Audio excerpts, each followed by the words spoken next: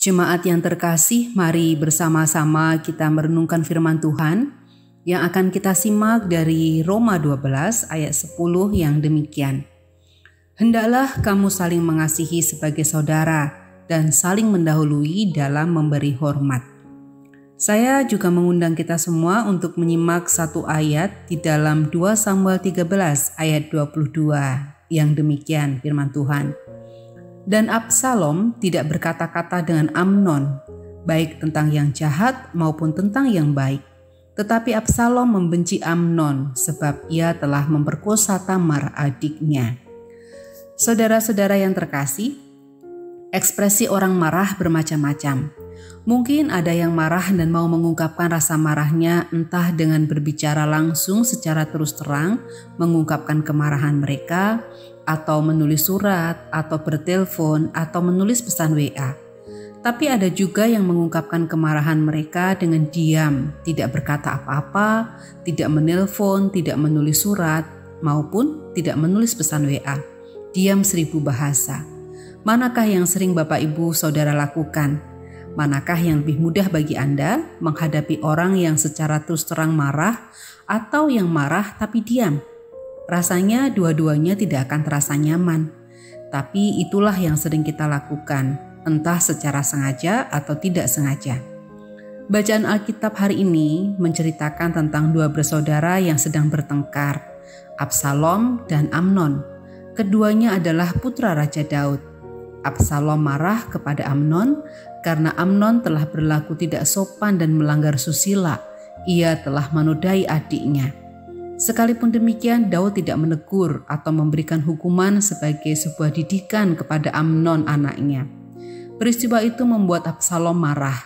2 Samuel 13 ayat 22 mencatat, Absalom tidak berkata-kata dengan Amnon, baik tentang yang jahat maupun tentang yang baik.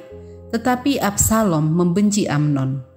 Berdasarkan ayat 23, kita tahu bahwa sikap Absalom yang mendiamkan Amnon karena benci itu ia lakukan selama 2 tahun. Dan ternyata selama 2 tahun itulah kebencian yang terpendam telah berbuah menjadi rencana jahat. Absalom merencanakan pembunuhan terhadap Amnon. Jemaat yang terkasih, pelajaran apa yang bisa kita petik di sini? Dari kisah Amnon dan Absalom kita belajar agar mengelola kemarahan dengan baik. Film Anger Management memberi contoh yang baik bagi kita. Bagaimana kemarahan itu perlu diakui dan dikelola. Caranya, temukan penyebab mengapa kita marah atau mengapa seseorang marah, lalu akui dan dipercakapkan bersama-sama. Kemarahan atau masalah yang disembunyikan tidak akan membawa kebaikan sama sekali.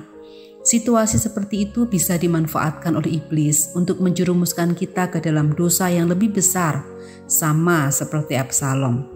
Jika ada masalah, jika ada marah, jika ada ganjalan di hati, akui dan percakapkanlah. Mungkin untuk mengawalinya memang tidak mudah, tapi persoalan seperti itu tidak bisa kita tunda-tunda. Terlebih jika persoalan kita adalah dengan anggota keluarga kita sendiri.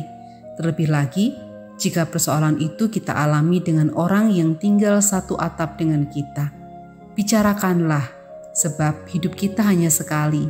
Kita tidak tahu apa yang akan terjadi di kemudian hari. Masih berapa lama Tuhan memberi waktu bagi kita atau bagi keluarga kita.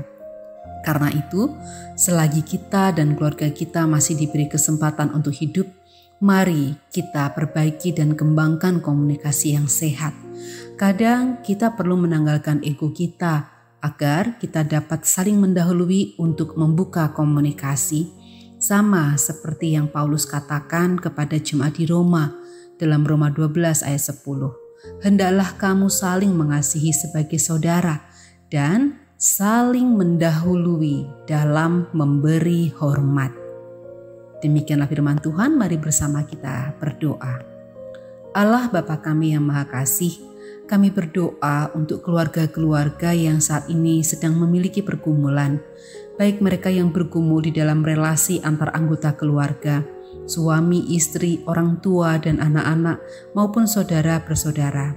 Kami juga berdoa untuk keluarga-keluarga yang terus berjuang dengan kondisi keuangan yang oleh karena pandemi mengalami kesulitan. Kami berdoa bagi jemaat-Mu yang saat ini sedang sakit dan dalam proses pemulihan tubuh. Kami berdoa bagi setiap jemaat yang saat ini sedang menempuh pendidikan di tingkat yang terendah sampai dengan yang tertinggi. Berkatilah mereka dalam proses belajar dan juga mengajar. Kami berdoa untuk kehidupan masyarakat di Indonesia, khususnya untuk jemaat-Mu Tuhan, anak-anak-Mu, agar kami tetap dapat waspada dalam mengatasi situasi pandemi seperti sekarang ini. Ya Bapa, inilah seru dan doa kami. Di dalam Kristus Yesus kami berdoa. Amin.